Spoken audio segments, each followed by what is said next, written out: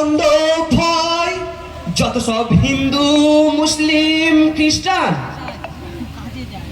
মানুষ বুঝি জানে না এই ধর্মের মানে, মানুষ বুঝি জানে না এই ধর্মের মানে, তবু করে বিবাদ ধর্ম নিয়ে প্রতি জনে জনে।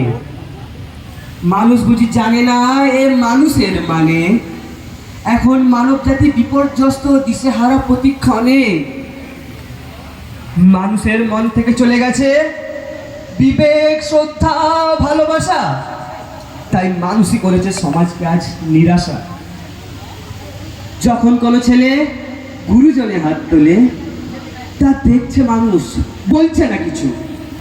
এইভাবে বুঝি সুস্থ সমাজ চলে? সমাজে যখন গুন্ডা, বদমাস, তোলাবাজ থাকে, তারা স্বীকার করে যখন তখন যাকে খুশি তাকে। রাস্তা দিয়ে যাই যখন সমাজের সব নারীরা, গুন্ডা, তোলাবাজরা বিশ্রী ব্যবহার করে, তবুও তখন দাঁড়িয়ে মানুষরূপী সমাজের মূর্খ মূর্তিরা। এখন দাঙ্গা, বিবাদ, মারামারি, কাটাকাটি সব লেগেই থাকে ঘরে ঘরে। এই সবই ভয়ানক অনৈতিক আবেগ যা দেশের পবিত্রতাকে কলুষিত করে।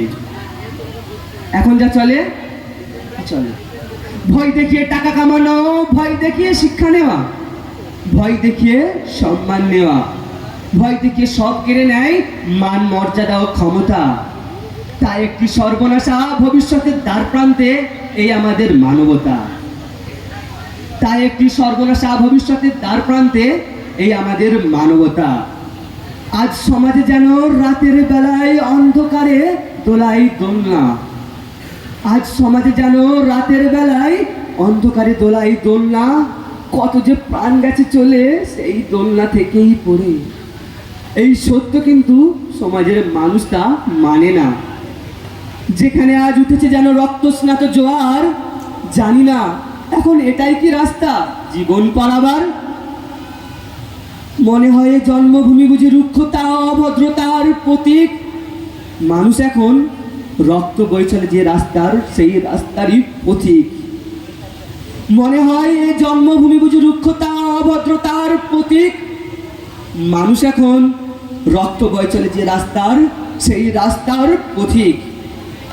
যখন ভালোরা বধিন হয়ে পড়ে, জ্ঞানীরাও ভারসাম্য হারায়, হিংসা সব কিছুর ওপর কর্তৃত্ব করে, তখন ভালোবাসায় পুষ্ট আমাদের এই সমাজ ধীর হলেও অনিবার্যভাবে কলুষিত হয়ে পড়ে। Thank you so much. তালি আওয়াজ হচ্ছে নাকি? এনার্জি কমে যাচ্ছে জোরে? হ্যাঁ।